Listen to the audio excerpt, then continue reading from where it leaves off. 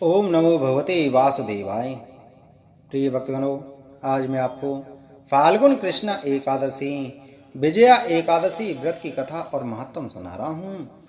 धर्मराज युधिष्ठिर बोले कि हे जनार्दन, फाल्गुन मास की कृष्ण पक्ष की एकादशी का क्या नाम है तथा उसकी विधि क्या है, सो सब कहिए।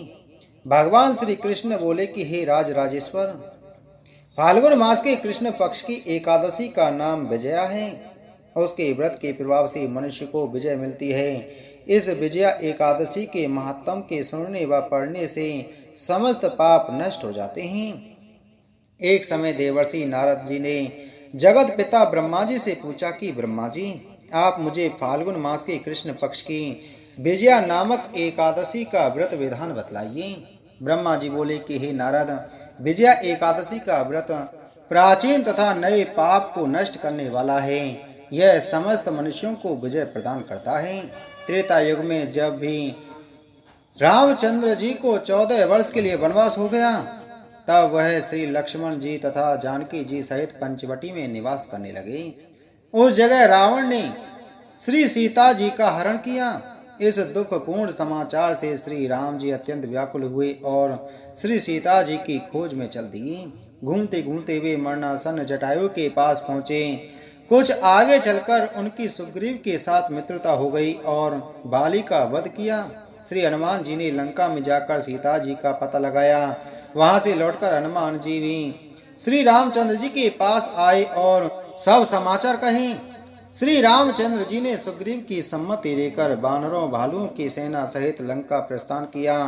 जब श्री रामचंद्र जी समुद्र के किनारे पहुंच गए, तब उन्होंने महान अगाध मगरमच्छों से युक्त समुद्र को देखकर श्री लक्ष्मण जी से कहा, हे लक्ष्मण, समुद्र को हम किस प्रकार पार कर सकेंगे?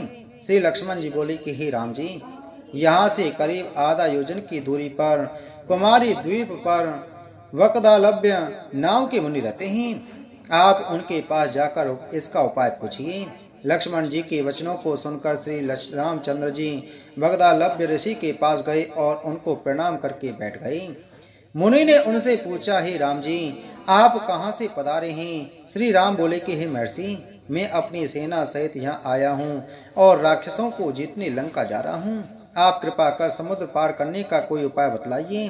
वगदालभ्य ऋषि बोले कि हे राम जी, मैं आपको एक उत्तम व्रत बतलाता हूँ।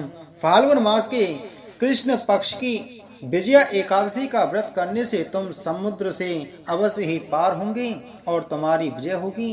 हे राम जी, इस व्रत की विधि यह है, दसवीं के दिन स्वर्ण, चांदी, तांबा या मिट्टी का एक घड़ा बनावे।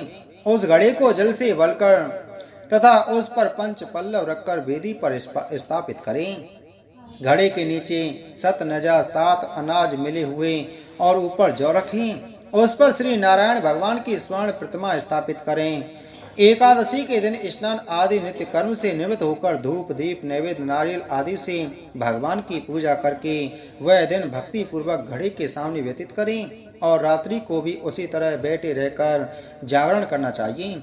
द्वादशी के दिन नदी या तालाब के किनारे स्नान आदि से निवृत्त होकर उस घड़े को ब्राह्मण को दे देना चाहिए।